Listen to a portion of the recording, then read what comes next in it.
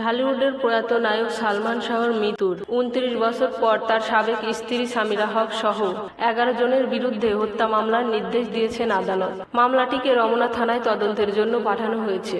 এতে 11 জনকে এজাহারভুক্ত আসামি এবং অজ্ঞাত আরও কয়েকজনকে আসামি করা হয়েছে। মামলা রুজুর পর তদন্ত কার্যক্রম শুরু হয়েছে। রমনা থানার ওসি গোলাম ফারুক বলেন, মামলার 11 আসামির বিষয়ে খোঁজ নেওয়া হচ্ছে। তাদের মধ্যে কেউ কেউ দেশের বাইরে থাকতে পারেন। দেশে থাকা আসামিদের শনাক্তে তথ্য প্রযুক্তির সহায়তায় মোবাইল ট্র্যাকিং সহ বিভিন্ন পদক্ষেপ নেওয়া হচ্ছে।